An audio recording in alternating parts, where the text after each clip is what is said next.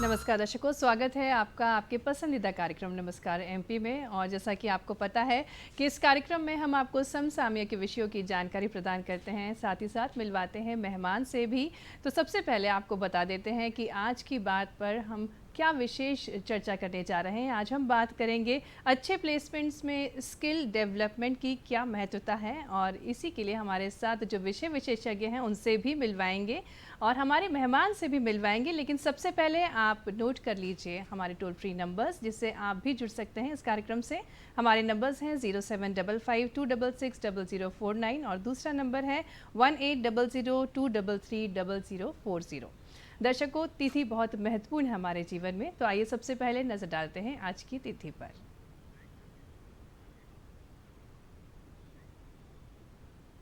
आज की तिथि विक्रम संवत 2080 आषाढ़ माह शुक्ल पक्ष द्वादशी तिथि है, 30 जून 2023 और दिन है शुक्रवार। दर्शकों, ये तो थी तिथि। अब इतिहास भी बहुत महत्वपूर्ण है हमारे जीवन में और कुछ न कुछ खास घटित होता है हर दिन इतिहास में। आइए नजर डालते हैं क्या कुछ खास घटित हुआ आज ही के दिन इतिहास में। सन 1868 में क्रिस्टोफर शेल्स ने टाइपराइटर के लिए पेटेंट अधिकार हासिल किया। सन 1937 में दुनिया का पहला इमरजेंसी नंबर 999 लंदन में जारी किया गया। सन 1938 में बच्चों का पसंदीदा कार्टून सुपरमैन पहली बार comics DC comics action series भाग 1 में नजर आया। और 1947 में भारत के विभाजन की घोषणा के बाद बंगाल और पंजाब के विभाजन के लिए बाउंड्री कमीशन के सदस्यों की घोषणा की गई। तो दर्शकों, ये था इतिहास, आज ही के दिन जुड़े हुए इतिहास की बात थी। अब हम नज़र डालते हैं क्या कुछ खास है विचार में, क्योंकि एक विचार हमारा जीवन बदल सकता है। तो नज़र डालते हैं आज के विचार पर। जीत निश्चित हो तो कायर भी लड़ सकते हैं। बहादुर वह कहलाते हैं जो हार निश्चित हो फिर भी मैदान नहीं छोड़ते। बिल्कुल सत्य वचन। हमें कोशिश करते रहना चाहिए, हमें ये चिंता नहीं करनी चाहिए कि जीत होगी या हार। दर्शकों, आज की बात में हम बहुत विशेष चर्चा करने जा रहे हैं। आज हम बात करेंगे प्लेसमेंट्स पर, खासकर स्किल डेवलपमेंट का क्या महत्व रहता है अच्छे प्लेसमेंट्स पर। और आज इसी पर विशेष चर्चा के लिए हमारे साथ स्टूडियो में है डॉक्टर मनीष बिल्लोरे सर, जो कि प्राचार्य हैं सिस्टेक कॉलेज से। बहुत बहुत स्वागत है सर आपका। धन्यवाद सर, आपसे जानना चाहेंगे, आज हमारा जो विषय है अच्छे प्लेसमेंट्स में स्किल डेवलपमेंट के महत्व के बारे में बात कर रहे हैं। स्किल डेवलपमेंट से क्या तात्पर्य है? देखिए, स्किल हमारे लिए कोई नया शब्द नहीं है और मुझे लगता है कम से कम 3-4 पीढ़ियों से स्किल या कौशल ये शब्द हम सुनते आए हैं। बिल्कुल। इसका बड़ा सीधा सा बड़ा सरल सा अर्थ है। एक ऐसा कार्य जो आप खुद कर सकते हो, जिसमें आपको महारत हासिल हो और वो कार्य कहीं ना कहीं एप्लीकेबल हो या उसका कहीं ना कहीं महत्व हो, ख़ास तौर से उसको हम कन्वर्ट कर सकें अर्निंग में या आय के तौर पे उसको हम कन्वर्ट कर सकें। तो ऐसी एक कला जो आपको आती हो, जिसमें आपका महारत हासिल हो, देश में दुनिया में आप उसमें एक अच्छा खासा स्तर रखते हो सीखने के मामले में और परफॉर्म करने के मामले में, और जैसा मैंने कहा कि उसको आय के तौर पे आप कन्वर्ट कर सकें, वो एक स्किल है या एक कौशल है। बिल्कुल सर। सर, जैसा कि हमें ज्ञात है कि किसी भी विकसित देश की जो विकास की जिम्मेदारी होती है वो युवाओं के मजबूत कंधों पर होती है, और जिसमें स्किल्स का बहुत बड़ा महत्व है। और हमारे प्रधानमंत्री जी की सबसे महत्वाकांक्षी योजना भी है स्किल डेवलपमेंट की। अगर बात करें उसके बारे में आप हमारे दर्शकों को बताएं। मैं फिर कहूँगा कृतिका कि हम में से हर एक को, हमारे दर्शकों को ये याद होगा कि हमारे प्रधानमंत्री जी ने आज से कई महीने पहले ये कहा था कि हमारे जो युवा हैं वो जॉब सीकर ना बने, जॉब गिवर बने। कुछ 10 साल पहले, 20 साल पहले ये होता था कि युवा का एकमात्र ध्येय होता था कि वो कुछ सीख लें, कुछ पढ़ाई कर लें, डिग्री हासिल कर लें, ताकि उन्हें एक अच्छी नौकरी मिले। लेकिन जैसा हमारे प्रधानमंत्री जी ने कहा है कि जॉब सीकर तो आप बने ही, लेकिन जॉब गिवर भी बने। तो अभी पिछले 1 दशक से जो एंटरप्रेन्योरशिप पे जो फोकस हो रहा है, खुद के स्टार्टअप खोलने पे जो फोकस हो रहा है, वो कहीं ना कहीं इसी दिशा में हर व्यक्ति प्रयास कर रहा है, उनके नक्शे कदम पर चलते हुए, कि वो कुछ ऐसा करे जो खुद के साथ में औरों की आय का भी स्रोत बने। तो यही विचार आज के युवा का है। मैं समझता हूँ कि एक होनहार युवा, एक अच्छा और विकासशील युवा, उसके मन में कम से कम जब से वो कक्षा 10 या 11वीं में आता है, तब से विचार शुरू हो जाना चाहिए कि किस प्रकार से वो जॉब सीकर के अलावा जॉब गिवर भी बने। बिल्कुल सही बात है। और जब वो जॉब गिवर बनेगा तो वो अपनी स्किल्स को बिल्कुल परफेक्टली सीखेगा। सर, अगर बात करें हम स्किल सेट की, दो प्रकार के स्किल सेट होते हैं, सॉफ्ट स्किल और हार्ड स्किल, तो उसके बारे में भी आप हमारे दर्शकों को बताएं। ये भी एक बड़ा इंटरेस्टिंग सवाल है और इसमें तो एक शिक्षक होने के नाते मैं यही कहूँगा कि आप में जो भी स्किल है, जिस प्रकार की भी स्किल है, चाहे वो टेक्निकल है, नॉन टेक्निकल है, लेकिन ये जो सॉफ्ट स्किल्स का आपने बोला कृतिका, ये बहुत महत्वपूर्ण है। बिल्कुल। ख़ास तौर से तब जब हम अपने विचार किसी और को व्यक्त करना चाहते हैं, अपनी बात हम किसी और को समझाना चाहते हैं, वहाँ पर ये जो सॉफ्ट स्किल्स हैं ये बहुत महत्वपूर्ण हो जाती हैं। आप किस तरह से बोलते हैं, किस तरह की भाषा का प्रयोग करते हैं, किस तरह से अपने वॉइस मॉड्यूलेशन को आप करते हैं और किस प्रकार से अपनी बात को सामने वाले तक रखते हैं। सॉफ्ट स्किल्स में निश्चित रूप से हमारी स्पीच, हमारी भाषा, हमारी बोली का तो महत्व है ही सही, लेकिन जैसा हम छात्रों को हम बताते भी हैं हमारे कक्षाओं में, तो सॉफ्ट स्किल्स के कुछ एक्सटेंडेड वर्जन्स भी हैं। जैसे अगर आप एक तकनीकी छात्र हैं तो आपकी स्केचिंग बहुत अच्छी होनी चाहिए। इसके अतिरिक्त आप अगर किसी को समझाते हैं जी, और साथ में कुछ आप स्केच बनाकर दिखाते हैं या कुछ उसको डेमोस्ट्रेट करके दिखाते हैं, तो वो भी सॉफ्ट स्किल्स की श्रेणी में आता है। कुल मिलाकर जैसा मैंने कहा कि सॉफ्ट स्किल्स वही है कि आप किसी व्यक्ति को कितने 100% के तौर पे अगर हम उसकी गणना करें तो 100% में से कितने प्रतिशत तक आप उसको अपनी बात अच्छी तरह से बता पाते हैं और ये कैसे आप सुनिश्चित कर पाते हैं कि समझाने के बाद में उसके कोई और प्रश्न ना रहे या उसको किसी प्रकार की गलतफहमी ना हो या आपके बात का अर्थ के बजाय अनर्थ वो ना निकाल ले। तो सॉफ्ट स्किल्स बहुत कॉमन है, आपकी किसी भी प्रकार की स्किल्स हो उसमें सॉफ्ट स्किल्स का महत्व तो है ही सही। बिल्कुल सर। इसके अलावा आपने जो हार्ड स्किल का बोला कृतिका, तो वो हर व्यक्ति की पसंद के अनुसार, हर व्यक्ति के हुनर के हिसाब से, हर व्यक्ति के शिक्षा के हिसाब से बदलती रहती है। मुख्य रूप से टेक्निकल और नॉन टेक्निकल हार्ड स्किल्स होती हैं। नॉन टेक्निकल हार्ड स्किल्स में उदाहरण के तौर पर कुकिंग है, सिलाई, बुनाई, कढ़ाई, हथकरघा, इस प्रकार की जो स्किल्स हैं जो पारंपरिक हैं, चित्रकारी है। और दूसरी कैटेगरी जो मैंने बताया टेक्निकल स्किल्स में चूंकि मैं एक इंजीनियरिंग शिक्षक हूँ तो मेरे हिसाब से तो टेक्निकल स्किल्स में जो सभी इंजीनियरिंग, मेडिकल और एलाइड टेक्नोलॉजी की जो स्किल्स हैं वो सारी की सारी स्किल्स जो हैं वो टेक्निकल स्किल की श्रेणी में आती हैं। मुख्य रूप से मैकेनिकल इंजीनियरिंग में जो स्किल्स बच्चा सीखता है, जैसे जैसे वो बड़ा होता है, जैसे जैसे वो अपने कॉलेज की पढ़ाई पूरी करता है, वैसे वैसे उसको निश्चित रूप से एक उद्देश्य लेकर चलना चाहिए। यदि मैं मैकेनिकल इंजीनियरिंग का एग्जांपल दूं तो डिज़ाइन इंजीनियरिंग है, थर्मल इंजीनियरिंग है, मैन्युफैक्चरिंग इंजीनियरिंग है या टेक्नोलॉजी है, इनमें से किसी एक को उसको चूज़ करना चाहिए ताकि वो एक जनरलिस्ट ना बने। हर चीज़ का ज्ञान थोड़ा थोड़ा हो, उसके बजाय उसको किसी एक फील्ड को चूज़ करके अपनी पसंद के अनुसार, इंडस्ट्री के ट्रेंड के अनुसार उसको चूज़ करना चाहिए और उस फील्ड में आगे बढ़कर महारत, जैसा मैंने शुरू में कहा, महारत हासिल करनी चाहिए ताकि एक अच्छे खासे लेवल तक वो पहुंच सके। इस उदाहरण के अलावा और भी बहुत सारे इंजीनियरिंग के कोर्सेज हैं, बहुत सारी फील्ड्स हैं, टेक्नोलॉजी के कोर्सेज हैं, फील्ड्स हैं, तो अपनी पसंद के अनुसार स्टूडेंट जो है बिल्कुल सर, आपने बहुत अच्छी बात कही। आपने कहा कि एक छात्र को जर्नलिस्ट नहीं बनना चाहिए और जो भी स्किल्स उसके अंदर है उसको और सीखना चाहिए, उसमें परफेक्ट बनना चाहिए। दर्शकों, जो छात्र हमें देख रहे हैं वो विशेषकर इस बात का ध्यान रखें। सर, आप प्राचार्य भी हैं और जब एक छात्र एडमिशन लेता है कॉलेज में, पूरी तैयारी करता है, इंजीनियरिंग की डिग्री ले लेता है, तो समाज को बड़ी उम्मीदें रहती हैं कि इंजीनियरिंग का छात्र है और जिस फील्ड में है उसमें महारत उसने हासिल की है। लेकिन छात्रों की क्या जिम्मेदारी रहती है, किस प्रकार से उनको कौशल विकास की खुद की तैयारी करनी चाहिए प्रथम वर्ष से?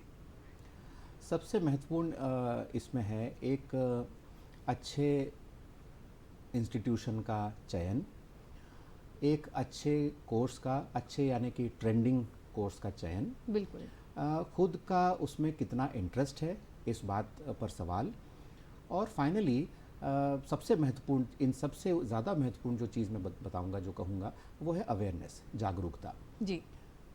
इन सब मुद्दों में, इन सब पॉइंट्स में छात्र को देखना चाहिए कि क्या वो सही महाविद्यालय, सही कोर्स का चयन कर रहा है, और अगर वो उसको सही ठहराता है तो इन सही बातों के पीछे कौन कौन से तथ्य हैं आज के दौर में मैं साफ तौर पर आपको ये कह सकता हूँ कि अगर इंजीनियरिंग की बात करें तो आईटी सेक्टर में हर कोई छात्र जाना चाहता है, बिल्कुल।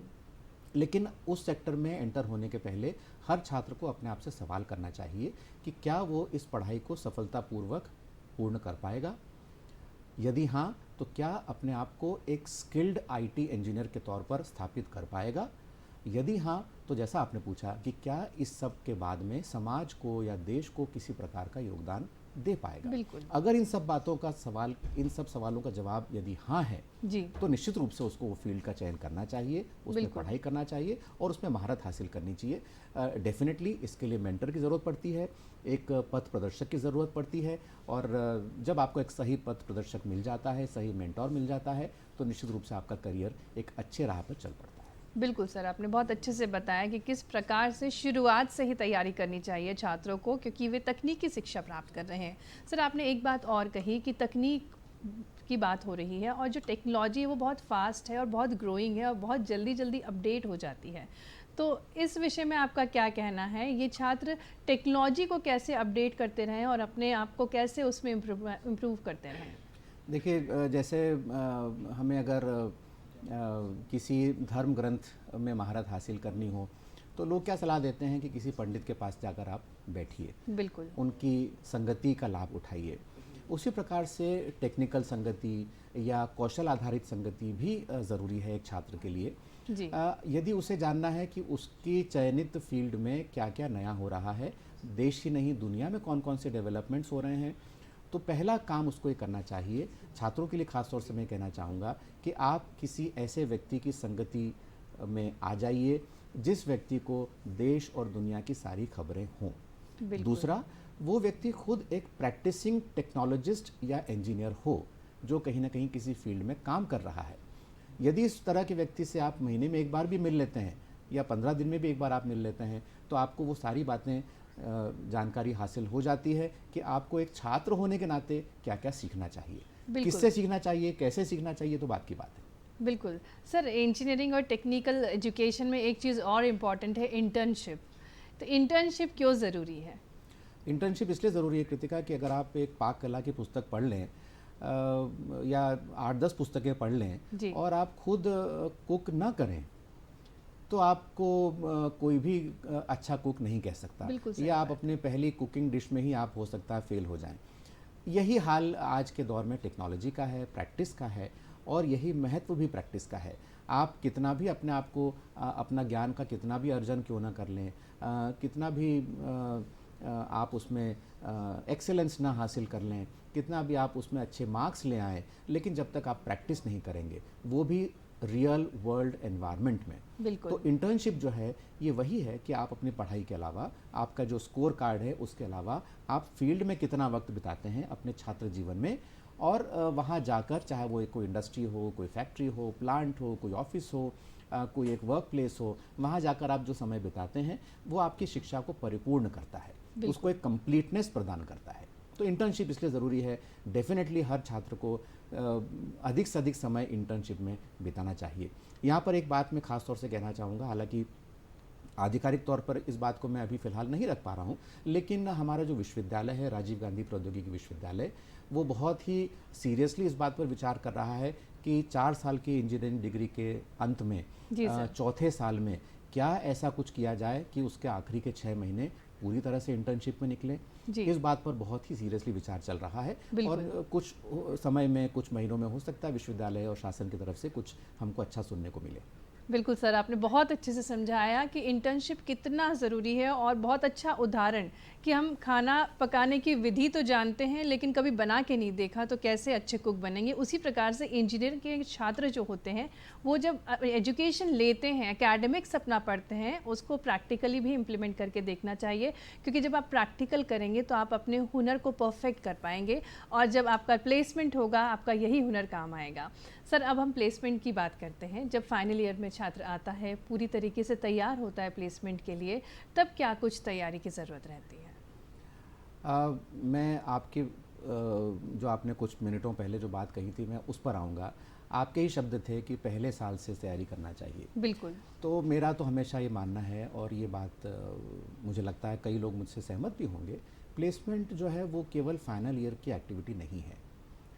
प्लेसमेंट की एक्टिविटी जैसा मैंने कुछ समय पहले बोला कि जब आप कक्षा 10 में रहते हैं, 10वीं 11वीं 12वीं, और जब आप एक प्रोफेशनल कोर्स में एंटर होते हैं, प्लेसमेंट मुझे लगता है वहीं से शुरू हो जाना चाहिए। प्लेसमेंट का विचार वहीं से शुरू हो जाना चाहिए, ना सिर्फ विचार बल्कि प्लेसमेंट की तैयारी वहीं से शुरू हो जाना चाहिए।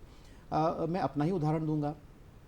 जहाँ मैं पढ़ाता हूँ, जी। जहाँ मैं प्राचार्य हूँ, वहाँ पर हम कोशिश करते हैं कि पहले साल से ही उस छात्र को इतना एक्सपोजर मिले कि जिस ब्रांच में वो पढ़ रहा है, जो पढ़ाई वो करने की शुरुआत कर रहा है, उससे संबंधित प्लेसमेंट के प्रॉस्पेक्ट्स क्या है। मान बिल्कुल। लीजिए अगर वो सिविल इंजीनियरिंग की पढ़ाई कर रहा है तो हम पहले वर्ष से ही उसको ये एक्सपोजर देते हैं, देना भी चाहिए कि सिविल कंस्ट्रक्शन में, बिल्डिंग कंस्ट्रक्शन में, ब्रिज डेवलपमेंट में, रोड डेवलपमेंट में, इंफ्रास्ट्रक्चर डेवलपमेंट की जो पूरे देश में जो आज ज़ोर शोर से जो बातें चल रही हैं, काम हो रहे हैं, उसमें उस छात्र को अपने आप को कहाँ फिटमेंट देखना चाहिए। उसके अलग अलग फील्ड्स हैं, अलग अलग सब एरियाज़ हैं, लेकिन यदि वो फर्स्ट ईयर से ही, प्रथम वर्ष से ही अगर वो इस बारे में सोचना और कार्य करना शुरू करता है, तो जब फाइनल ईयर तक पहुंचता है तो उसमें वो सारे गुण अपने आप दिखते हैं इस पूरे प्रोसेस के नतीजे के तौर पे, कि जो वो अपने आप को प्लेसमेंट के तौर पे एक अच्छा कैंडिडेट महसूस करता है। यही कॉन्फिडेंस है कि जब उसके प्लेसमेंट के लिए जब कैंपस ड्राइव होता है जी सर। तो वो छात्र अच्छे से परफॉर्म करता है, चाहे वो टेक्नोलॉजिकल लर्निंग हो, चाहे वो सॉफ्ट स्किल्स की हो, चाहे उसकी पर्सनालिटी हो, चाहे उसके प्रोजेक्ट्स हों, चाहे उसकी इंटर्नशिप्स हों। इन सारी चीज़ों का समग्र तौर पे एक प्रस्तुतिकरण ऐसे होता है कि वो जो प्लेसमेंट के लिए जो कंपनी आई है उसको चयनित कर लेती है। बिल्कुल सर। सर काफ़ी कुछ प्रयास करता है कॉलेज भी, बच्चे भी काफ़ी कुछ प्रयास करते हैं, फिर भी कुछ बच्चे होते हैं जिनका प्लेसमेंट नहीं हो पाता है, उनके लिए आप क्या कुछ कहेंगे? कृतिका, एक बात हमको समझनी चाहिए, जो जैसी शुरुआत में हमने बात की थी, हमारे प्रधानमंत्री जी के स्लोगन से बात की थी कि जॉब गिवर नहीं, जॉब सीकर नहीं, जॉब गिवर भी बनने की तरफ आपको सोचना चाहिए। मैं छात्रों को खास तौर से एक बात बोलूँगा कि प्लेसमेंट का आज के दौर में अर्थ सिर्फ नौकरी नहीं है। आप अपने आप को कैसे प्लेस कर पाते हैं इस दुनिया में, इस इकोनॉमिक वर्ल्ड में बिल्कुल। और समाज में, आपको इस दिशा में सोचना चाहिए। यदि आप अपना खुद का एक स्वरोजगार शुरू करते हैं, स्टार्टअप सभी ने सुना हुआ है, अगर आप स्टार्टअप की तरफ जाते हैं, अपने आप को एस्टैब्लिश करते हैं, वो भी किसी अच्छे प्लेसमेंट से कम नहीं है। प्लेसमेंट का अर्थ सिर्फ और सिर्फ नौकरी अब नहीं रह गया है। बिल्कुल। आप अगर खुद के एफर्ट्स लगाते हैं, खुद का कुछ आप एक स्टार्टअप करते हैं, तो वो भी एक प्लेसमेंट है। बिल्कुल सर, आपकी बात से मुझे ध्यान आ रहा है कि हमें अंतरात्मा को जागृत करना होगा और हम समाज में क्या कुछ दे सकते हैं इस पर विचार करना होगा, तभी हम एक अच्छे प्लेसमेंट, अच्छी कंपनी में प्लेस्ड हो सकते हैं। सर हम मध्य प्रदेश की अगर बात करें तो मध्य प्रदेश की जो युवा हैं अब वे काफ़ी सारी एमएनसीज़ में वर्क कर रहे हैं, मध्य प्रदेश से अच्छे कंपनीज़ में बच्चे जा रहे हैं और जो नई शिक्षा नीति भी लाई गई है उससे भी काफ़ी कुछ बदलाव देखने को मिल रहा है, उसके बारे में आपका क्या कहना है? सबसे बड़ी खुशी की बात और गर्व करने की बात तो ये है कि मध्य प्रदेश में, भोपाल में जो हमारा जो टेक्नोलॉजिकल यूनिवर्सिटी है, विश्वविद्यालय है, वो सबसे पहला ऐसा विश्वविद्यालय बन गया है जिसने राष्ट्रीय शिक्षा नीति को अपने पूरे स्वरूप के साथ में अपनाया है और कॉलेजेस में उसका इम्प्लीमेंटेशन शुरू कर दिया है। व्यक्तिगत तौर पे मुझे भी ऐसा एक अवसर मिला, एक ऐसी मीटिंग अटेंड करने का, कि जहाँ पे हमने विस्तार से चर्चा की, हमारे आदरणीय कुलपति महोदय के साथ में विस्तार से चर्चा की कि इस राष्ट्रीय शिक्षा नीति को एक आम छात्र तक, हर एक छात्र तक कैसे पहुंचाया जाए। बिल्कुल। तो निश्चित रूप से मध्य प्रदेश में ऐसा काम हो रहा है। मैं ये भी याद दिलाना चाहूँगा इस बारे में कि मध्य प्रदेश भी ऐसा एक राज्य है जिसने सबसे पहले राष्ट्रीय शिक्षा नीति को लागू किया अपने राज्य में। तो चूंकि हम इस क्रम में, दौड़ तो नहीं कहूँगा, लेकिन इस क्रम में हम सबसे पहले हैं, तो पूरे देश में राष्ट्रीय शिक्षा नीति को लागू करने, उसके फ़ायदे उठाने और उसके हिसाब से अपने आप को और ग्रो करने में हमको निश्चित रूप से मदद मिलेगी। बिल्कुल सर, ये हमारे लिए वाकई में गर्व की बात है, पूरे मध्य प्रदेश के लिए गर्व की बात है कि नई शिक्षा नीति सबसे पहले मध्य प्रदेश में लागू की गई और इस नवाचार को अपनाया सभी तकनीकी यूनिवर्सिटीज़ ने और कॉलेजेस ने, और जिससे कई सारे फ़ायदे भी हुए हैं। सर, अब ये भी जानना चाहेंगे, इंटरडिसिप्लिनरी कोर्स की भी बात करना चाहेंगे कि आजकल देखा जा रहा है ऐसे कोर्सेज सामने आ रहे हैं, बच्चे काफ़ी ज़्यादा अपने भविष्य को बना रहे हैं इस क्षेत्र में, उसके बारे में आपका क्या कहना है? ये भी कृतिका हमारी राष्ट्रीय शिक्षा नीति का ही एक अहम अंग है। जी। इंटरडिसिप्लिनरी एजुकेशन को बढ़ावा देना। बिल्कुल। ये देखा गया है पास्ट में, मैं खुद इंजीनियर हूँ, मैंने खुद इंडस्ट्री में काम किया है लगभग 12 वर्षों तक। तो मैंने देखा है कि आपको एक इंजीनियर होने के नाते परिपूर्णता हासिल करना बहुत ज़रूरी है। यदि आप एक इलेक्ट्रॉनिक्स इंजीनियर हैं तो आपको मैकेनिकल इंजीनियरिंग का भी बेसिक ज्ञान होना ज़रूरी है। और वो क्यों ज़रूरी है? क्योंकि अब ख़ास तौर से प्रैक्टिसिंग वर्ल्ड में, ख़ास तौर से इंडस्ट्री में ऐसे बहुत मौके आते हैं जहाँ पर एक फील्ड के अलावा आपको दूसरी फील्ड का ज्ञान अगर ना हो तो आप रुक जाते हैं, आपका काम बंद हो जाता है, आपको कई प्रकार की अड़चनें आती हैं। और इसके दूसरी ओर अगर ये देखें कि आपको दूसरी फील्ड का थोड़ा सा भी ज्ञान है तो आपको आगे बढ़ने से कोई रोक नहीं सकता। सबसे ताज़ा उदाहरण है आज के दौर में ऑटोमोबाइल, जी। Electric cars. बिल्कुल। एक दौर था जब कार का मतलब होता था शुद्ध रूप से एक मैकेनिकल मशीन, लेकिन अब आप देखिए, अब आज की कारों में बैटरीज़ हैं, इलेक्ट्रिक मोटर्स हैं। बिल्कुल। तो ये कोई नहीं कह सकता कि आज के दौर में जो ऑटोमोबाइल है या कार है या इस तरह के व्हीकल्स हैं वो सिर्फ मैकेनिकल इंजीनियर्स के बस के हैं। जब तक उसमें इलेक्ट्रिकल इंजीनियर, इलेक्ट्रॉनिक्स इंजीनियर, और अब तो टेस्ला जैसी कारें आ रही है जहाँ पे कंप्यूटर ड्रिवन कार्स होंगी, वो आर्टिफिशियल इंटेलिजेंस द्वारा चलित कारें होंगी, वो अपने आप कुछ डिसीजंस लेंगे। तो एक छोटा सा उदाहरण कार का, जहाँ पर mechanical engineering, electrical engineering, electronics engineering और कंप्यूटर साइंस एंड इंजीनियरिंग, इन सब का समावेश एक प्रोडक्ट में है। तो डेफिनेटली हमारा इंटरडिसिप्लिनरी ज्ञान जो है, इंटरडिसिप्लिनरी शिक्षा जो है, उसको हमको आज से ही बढ़ावा देना चाहिए। अगर ऐसा नहीं कर पाएंगे तो कहीं ना कहीं फिर पीछे रह जाएंगे। बिल्कुल सर, बहुत अच्छा उदाहरण दिया आपने कि सभी चीज़ों को सीखना बहुत ज़रूरी है और एआई का ज़माना है, आर्टिफिशियल इंटेलिजेंस का भी ज़माना है। सर, छात्रों का रुझान बहुत ज़्यादा है आर्टिफिशियल इंटेलिजेंस की तरफ और ज़्यादातर बच्चे उसी में करियर बनाना चाहते हैं। उसके बारे में सर आप क्या कहेंगे?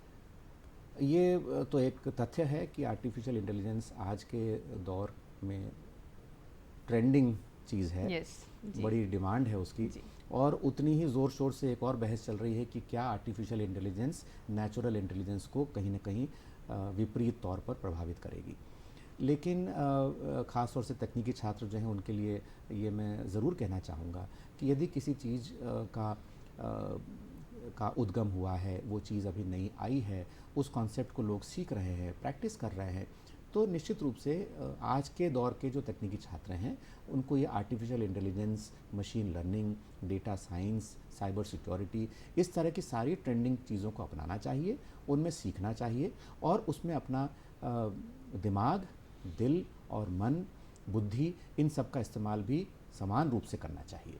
अगर वो ऐसा करते हैं तो इस नए टूल को, इस नई टेक्नोलॉजी को बहुत सेंसिबली वो इस्तेमाल कर पाएंगे, उसके लाभ हासिल कर पाएंगे और उसकी जो हानियां हैं उनसे अपने आप को और बाकियों को दूर रख पाएंगे। बिल्कुल सर, आपने बहुत अच्छे से बताया कि पूरा 100% अगर अचीव करना है तो छात्र को अपना मन, बुद्धि, शक्ति सब कुछ लगानी चाहिए।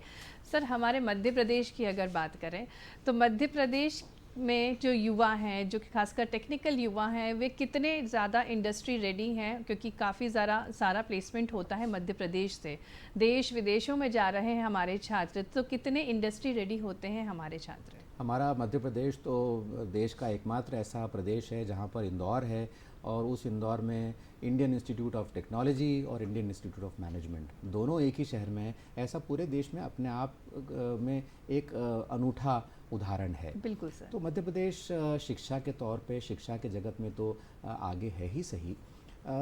और मैं कहूँगा कि जो प्लेसमेंट की बात आपने पूछी या आपने ग्रोथ की बात पूछी या आपने आगे बढ़ने की बात पूछी, उसमें ग्लोबलाइजेशन के आने के बाद से मुझे नहीं लगता कि कोई भी प्रदेश या कोई भी देश किसी और देश से या किसी और प्रदेश से पीछे है। हर प्रदेश को, हर देश को समान अवसर मिल रहे हैं। ख़ास तौर से जब ऑनलाइन एजुकेशन शुरू हुई उसके बाद से लोग छोटे से गांव में बैठकर भी वो सीख रहे हैं जो पहले किसी बड़े शहर के किसी बड़े यूनिवर्सिटी में पढ़ के स्टूडेंट को हासिल होता था। बिल्कुल। तो जहाँ तक इनपुट्स की बात है, इनपुट्स में तो कोई कमी नहीं है, हमारा प्रदेश भी उसमें पीछे नहीं है। रही बात परफॉर्मेंस की, तो परफॉर्मेंस में मैं कहूँगा कि जो एक शुरुआत में हमने चर्चा की थी सॉफ्ट स्किल्स की, जी सर। मुझे लगता है मध्य प्रदेश के छात्र सभी से उसमें आगे हैं। और वो कैसे? सबसे पहला तो मैंने कहा कि जो मैंने आपको भाषा का और लहजे का ये आपको महत्व समझाया, तो मध्य प्रदेश के छात्र की बोली हुई हिंदी या उसकी बोली हुई अंग्रेज़ी दुनिया में कोई भी आसानी से समझ सकता है। MTI जिसको बोलते हैं mother tongue influence, Madhya Pradesh के छात्र में या मध्य प्रदेश के एक प्रोफेशनल में वो नहीं है आमतौर पर। बिल्कुल। दूसरा, मध्य प्रदेश के छात्रों में, मध्य प्रदेश के प्रोफेशनल्स में एक आम बात जो मैं नहीं कह रहा, मैंने कई इंडस्ट्री के लोगों से सुनी है, और वो ये कि उनका डेडिकेशन, उनकी सिंसियरिटी, उनकी लॉयल्टी और उनका रिटेंशन, जी। ये बहुत अच्छा पाया गया है। तो यदि कोई कंपनी है, यदि कोई एक एम्प्लॉयर है, अगर वो किसी छात्र को, मध्य प्रदेश के छात्र को अवसर देता है, तो काफ़ी हद तक वो ये इस बात को लेकर निश्चिंत रहता है कि ये व्यक्ति मेरे साथ में काम लंबे समय तक करेगा, पूरी सिंसियरिटी के साथ में करेगा और काफ़ी अच्छे खासे लगन के साथ में वो मेरे साथ में रहेगा। और ये कहीं ना कहीं छात्रों के चयन में ये चीज़ सामने आती है। बिल्कुल सर, बहुत अच्छी बात की। और मध्य प्रदेश में वाकई में जो युवा हैं उनका डेडिकेशन और उनका जो कमिटमेंट है वो बहुत ही परफेक्ट रहता है, और इसलिए सभी कंपनीज़ उनको हायर करने के लिए बहुत ज़्यादा तत्पर रहती हैं। सर, भाषा की बात करना चाहेंगे। जैसा कि हाल ही में हमें पता है कि MBBS का जो कोर्स है उसे हिंदी में लाया गया। क्या तकनीकी शिक्षा को भी हम हिंदी मीडियम में ला सकते हैं जिससे गांव-गांव तक बच्चों तक की शिक्षा पहुंच सके? आपको ये जानकर खुशी होगी कि इस पर काम शुरू हो चुका है। ऐसी कई पुस्तकें इंजीनियरिंग की मार्केट में आ चुकी हैं जो हिंदी में हैं। इतना ही नहीं, हमारा जो all India council for technical education है, AICTE है, उन्होंने हिंदी के अलावा और भी कई भाषाओं में तकनीकी शिक्षा की पुस्तकों का अनुवाद का प्रयास शुरू कर दिया है। हिंदी के अलावा ऐसी कई भाषाएं हैं जिनमें किताबें आ चुकी हैं। बिल्कुल। यहाँ हमको सिर्फ ये देखना होगा कि जैसे आपने कहा कि एक गांव का एक छोटे से गांव का एक छात्र जो अंग्रेज़ी नहीं समझ पाता है, उसको कैसे आसानी हो तकनीकी शिक्षा समझने में, अर्जित करने में। तो निश्चित रूप से ये जो किताबें हैं, जो अनुवादित किताबें हैं, वो उसको मदद करेंगी। बिल्कुल। लेकिन इसमें एक महत्वपूर्ण बात है जो उस स्टूडेंट को आगे आने वाला चैलेंज होगा, वो ये कि जब वो प्रोफेशनल में जाएगा, जब वो इंडस्ट्री में जाएगा, तो वहाँ तो अनुवाद करने वाला कोई नहीं मिलेगा उसको। वहाँ के जो मैनुअल्स हैं, वहाँ की जो मशीन्स के जो किताबें हैं, मशीन के जो इंस्ट्रक्शंस हैं, अनफॉर्चुनेटली अभी तक वो उनका अनुवाद शुरू नहीं हो पाया है।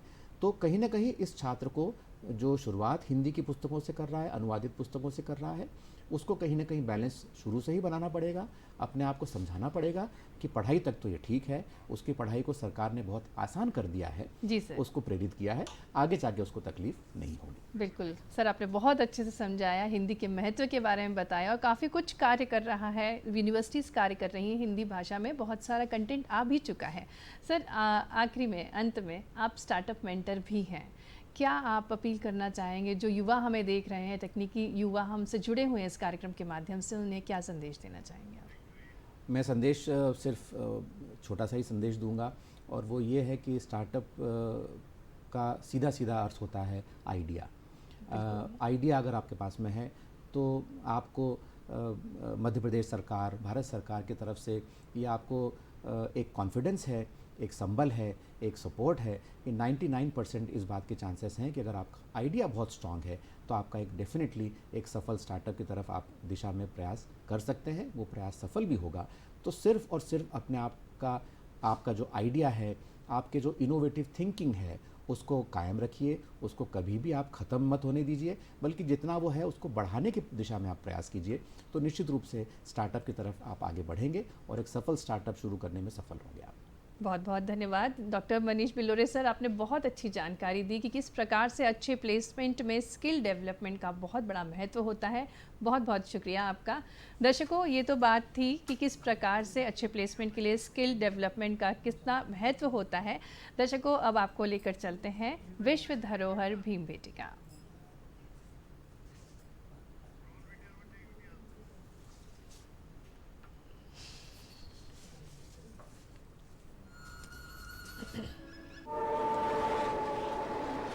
क्वेश्चन बचे हैं मेरे से। Next time.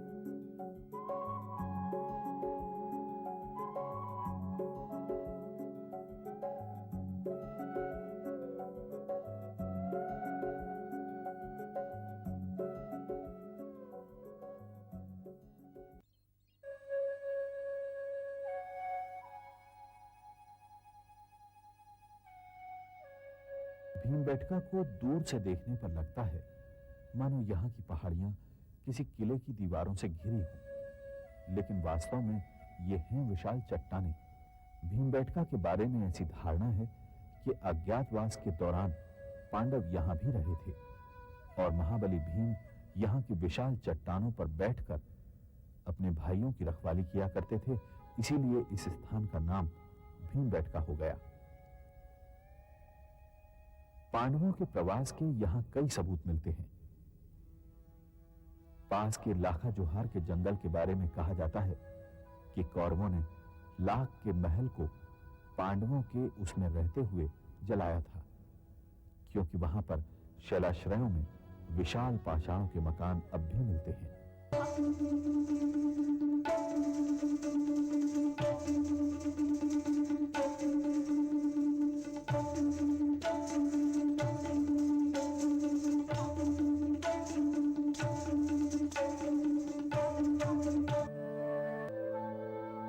इतिहास पर यकीन किया जाए तो यहां सबसे प्राचीन शैलचित्र मध्याश्म युग के हैं। चित्रकला से संबंधित गुफा मानव की गतिविधियां मध्यकाल तक चलती रहीं। शैलचित्रों व पुरावशेषों के अतिरिक्त किले की दीवारें, लघु स्तूप, पाषाणों के मकान, शुंग तथा गुप्तकालीन अभिलेख, शंखलिपि के चित्रित अभिलेख, परमारकालीन मंदिर व प्रतिमाएं आदि प्रकाश में आए। शैल चित्रकला का इतिहास देखा जाए तो भीमबेटका के शैल चित्र भारत के प्राचीनतम शैल चित्र माने गए हैं। डॉक्टर वाकनकर ने इन शैल चित्रों के 7 समूह बताए। उनमें से 5 समूह भीमबेटका क्षेत्र के अंतर्गत आते हैं, जो भारतीय पुरातत्व सर्वेक्षण यानी archaeological survey of India Bhopal मंडल के अंतर्गत संरक्षित हैं।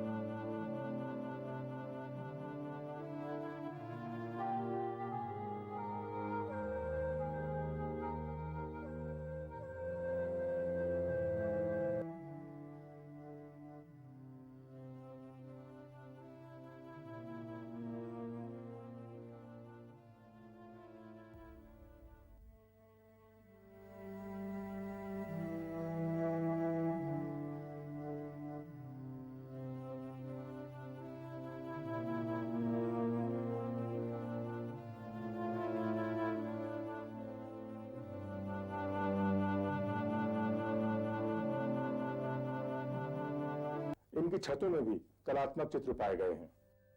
सर्वेक्षण के अंतर्गत इस क्षेत्र में लगभग 750 शैलाश्रयों की खोज की गई है, जिनमें लगभग 500 शैलाश्रयों में विभिन्न युगों के चित्र हैं। ये शैलचित्र जंगली पेड़ पौधों से ढके रहने के कारण ही आज सुरक्षित रूप से देखे जा सकते हैं। ये शैलचित्र प्रमुख रूप से लाल गेरू, सफेद खड़िया और हरे रंग से बनाए गए हैं।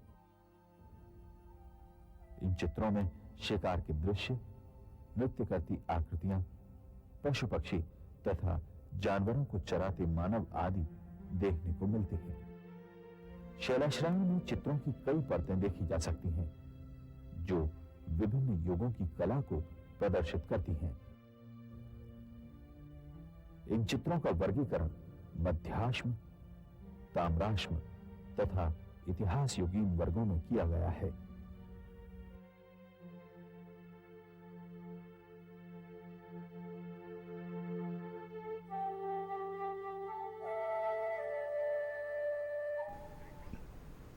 तो दर्शकों, ये था मध्य भारत का प्राचीन विश्व धरोहर भीमबेटका। अब हम आपको मिलवाते हैं हमारे मेहमान से। आज हमारे साथ स्टूडियो में मेहमान के तौर पर हैं श्री विपुल श्रीवास्तव जी, जो कि हैं ADM BSNL, और साथ ही साथ आप कवि भी हैं। बहुत बहुत स्वागत है विपुल सर आपका हमारे आज के कार्यक्रम में। धन्यवाद सर, जानना चाहेंगे कैसे आपका सफ़र शुरू हुआ। आप ADM हैं BSNL में, आप अपनी सर्विस के साथ किस प्रकार से कवि बने? जी, अपने एकेडमिक करियर में ये 1988 की बात है। उस समय मैं बी में चतुर्थ वर्ष में था।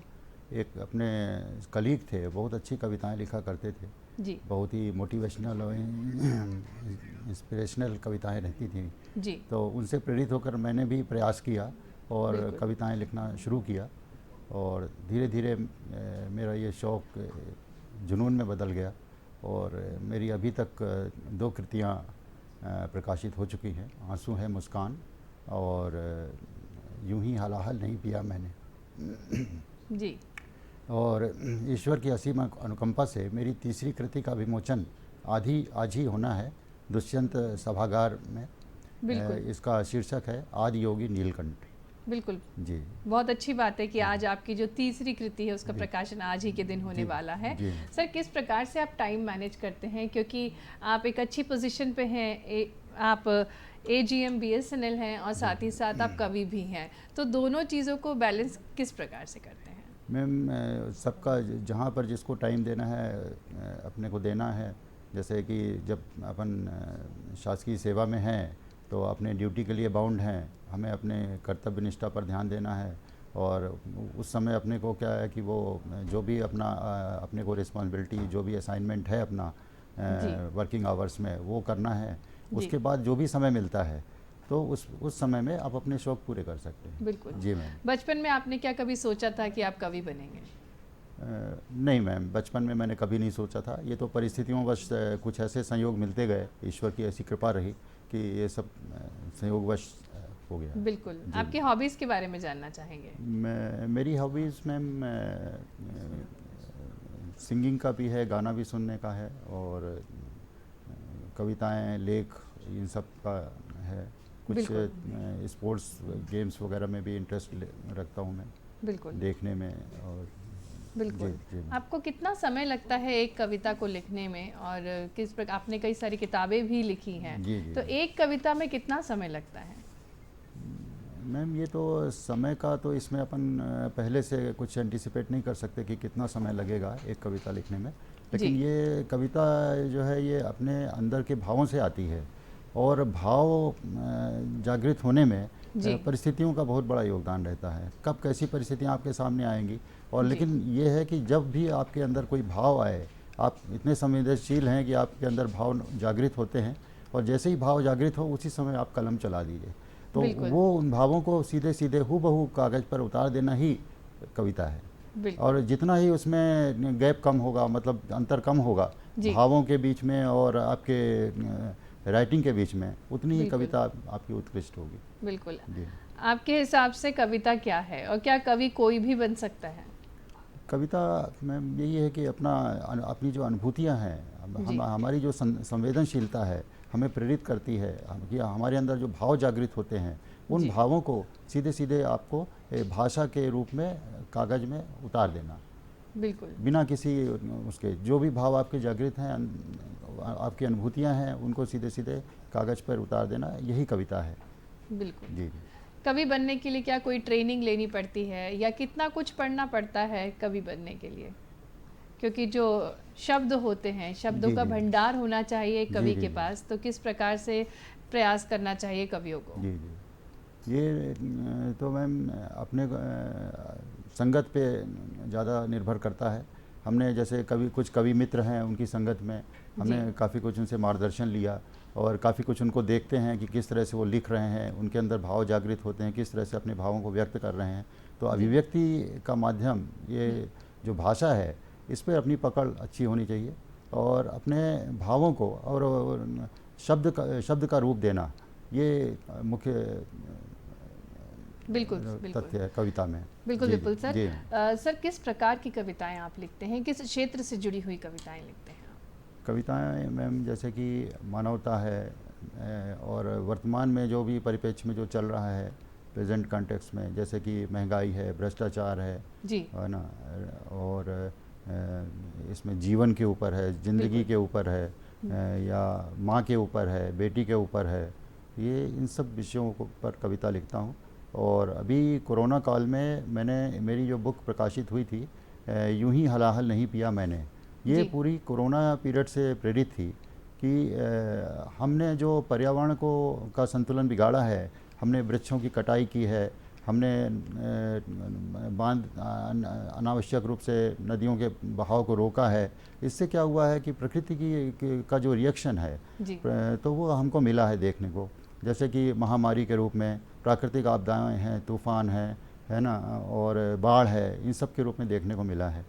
तो अपना ये है कि अगर हम पर्यावरण के संतुलन में जाएंगे और कि तो इस तरह की जो घटनाएं हैं, इस तरह की जो आपदाएं हैं, हमको कम से कम देखने को मिलेगी। तो अपना कविता का इसमें यही मुख्य उद्देश्य रहा है कि लोगों को इस बात के लिए जागरूक करना और प्रेरित करना कि वो पर्यावरण के संतुलन के लिए भरसक प्रयास करें और अधिक से अधिक आध्यात्मिक रुझान उनका हो, ईश्वर के प्रति उनकी आस्था हो, जिससे कि वो इस तरह की जो विपदाएं हैं, आपदाएं हैं, उनसे वो दूर रह सकें।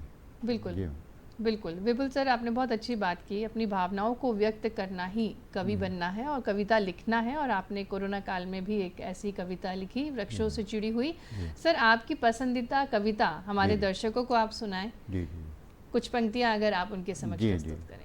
एक कोरोना काल की ही कविता है, जो कि शीर्षक कविता है, यूं ही हलाहल नहीं पिया मैंने।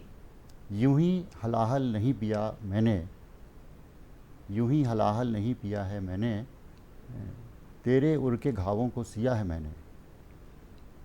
यूं ही हलाहल नहीं पिया है मैंने, तेरे उर के घावों को सिया है मैंने। मेरी जीत में यह हार अंगीकार नहीं, मेरी जीत में यह हार अंगीकार नहीं, तुझ में विष रहते मुझे अमृत स्वीकार नहीं। बिल्कुल, बहुत अच्छी पंक्तियां हैं। तेरी हार में मेरी जीत में यह हार स्वीकार नहीं, तुझ में विष रहते मुझे अमृत स्वीकार नहीं। तेरी आस्था के निमित्त आता रहूँगा, विषपान कर धरती को बचाता रहूँगा, विषपान कर धरती को बचाता रहूँगा। बिल्कुल, बहुत अच्छी आपकी कविता है। इसी प्रकार से आपने जागृति, जो कि अवेयरनेस से जुड़ी हुई है, लोगों को अवेयर करने के लिए आपने कुछ पंक्तियां लिखी थी, तो वो कुछ पंक्तियां आप हमारे दर्शकों के समक्ष प्रस्तुत करें। जागृति एक लोगों को मोटिवेशनल एक कविता है। तिमिर को चीर कर जिस तरह बढ़ता है प्रकाश, तिमिर को चीर कर जिस तरह बढ़ता है प्रकाश, निराशा के गर्त से निकलती है आस। भीम भी तुम ही, अर्जुन भी तुम ही हो, अपने जीवन कुरुक्षेत्र में कृष्ण भी तुम ही हो। माना कि जीवन में गम आते हैं अनायास, माना कि जीवन में गम आते हैं अनायास, पर तुम्हें ही करना है हर संभव प्रयास। अपनी सारी कमियों को छोड़ भी सकते हो, उत्तर को दक्षिण से जोड़ भी सकते हो, अपने पुरुषार्थ से शत्रु को झकझोर भी सकते हो। तुम्हें ही करना होगा भीषण शंखनाद, अपने कर्म क्षेत्र की महाभारत का उन्माद। जो नाद अंतर्मन को झंकृत करे वही स्वर है, जो नाद अंतर्मन को झंकृत करे वही स्वर है। जो निराशा के भंवर से आशा को जागृत करे वही नर है, वही न रहे, वही न रहे। बहुत ही सुंदर रचना है सर आपकी। सर आपको कई सारे अवार्ड से भी नवाजा गया है, कई जी। सारे अचीवमेंट्स हैं आपके, जी, जी। वो भी आप हमारे अगर दर्शकों को बताएं। जी जी। मुझे मैम ये सत्य की मशाल पत्रिका के वार्षिक समारोह में लेखन विधा सम्मान से पुरस्कृत किया गया था। जी। और अपना अभी 2 कृतियाँ उनका विमोचन हो चुका है और बिल्कुल। तीसरी का आज होने वाला है, आदियोगी नीलकंठ। जी। इसमें भी इनका भगवान शिव के 12 ज्योतिर्लिंग और 19 अंशावतारों का जिसमें उल्लेख है। जी। और इसमें मेरा मतलब मेरी कविताओं का यही उद्देश्य है कि लोगों को मतलब ज़्यादा से ज़्यादा अपनी आध्यात्मिक तथ्यों से अवगत कराना और जी। उनको अपनी संस्कृत से, अपने सनातन जो सनातनी संस्कृत है उससे जोड़ना और उनसे उनको इस तरह का संदेश देना जिससे कि वो इसको जन कल्याण के कार्यों में अधिक से अधिक सहयोग कर सकें। बिल्कुल जी। बिल्कुल। सर आने वाले दिनों में आप कौन कौन सी कृतियाँ समाज के लिए लेकर आने वाले हैं? आने वाले दिनों में मैम अपना ये योजना है कि कुछ ऐसी कृतियाँ जो कि लोगों के मर्म को छू सकें और उनमें संवेदनशीलता विकसित कर सकें, उनको अपने आध्यात्म और जो सामयिक संदर्भ हैं उनके प्रति जागरूक होने के लिए प्रेरित कर सकें और कुछ ऐसे कार्य करने को प्रेरित करें जो कि नए हों और समाज के लिए, समाज को एक नई दिशा दे सकें। और ख़ास तौर से जो नई हमारी युवा पीढ़ी है उसके लिए ये बहुत ज़रूरी है। बिल्कुल बिल्कुल। चलते चलते सर क्या आप कुछ कविता हमारे दर्शकों को सुनाएंगे? जी। तो चलते चलते एक समुद्र मंथन से जुड़ी हुई एक छोटी सी कविता है जिसमें कितने होठों को याद रखे पागल अमृत का प्याला, कितने होठों को याद रखे पागल अमृत का प्याला, सब थे अमृत पीने वाले कोई था ना विष वाला, पिया हलाहल जिसने था वो था शिव ही मतवाला, आज कहाँ वो पीने वाले मानवता पर जीने वाले, दूजा शिव फिर ना आया, सब हैं अमृत के रखवाले, सब हैं अमृत के रखवाले। धन्यवाद जी। बहुत अच्छी कविताएं आपने हमारे दर्शकों को सुनाई। और चलते चलते जो युवा कवि हैं उनके लिए आप क्या संदेश देना चाहेंगे? युवा कवियों के लिए मेरा यही कहना है कि वो अपनी सारी रचनात्मकता को सकारात्मक दृष्टिकोण के साथ जागृत करें और लोगों को ऐसे संदेश पहुंचाएं जिससे कि वो समाज कल्याण के कार्यों में या कि प्रगतिशील कार्यों में अधिक से अधिक योगदान दे सकें। ख़ास तौर से जो अपनी युवा पीढ़ी है वो उनको इस बात की ऐसे मोटिवेशन की बहुत अधिक ज़रूरत है, तो उनके लिए ये अपना अधिक से अधिक उपयोगी हो सके। बिल्कुल। बहुत बहुत धन्यवाद श्री विपुल श्रीवास्तव जी आपका। आपने बहुत अच्छी कविताएं हमारे दर्शकों को सुनाई। तो दर्शकों आज हमने आपको मिलवाया हमारे मेहमान से जो कि कवि हैं श्री विपुल श्रीवास्तव जी से। साथ ही साथ आज की बात में हमने चर्चा की कि कितना महत्वपूर्ण है स्किल डेवलपमेंट प्लेसमेंट के क्षेत्र में। उम्मीद करेंगे आपको हमारे आज का अंक काफ़ी पसंद आया होगा। इसी के साथ मैं आपसे लूँगी इजाज़त। नमस्कार। धन्यवाद।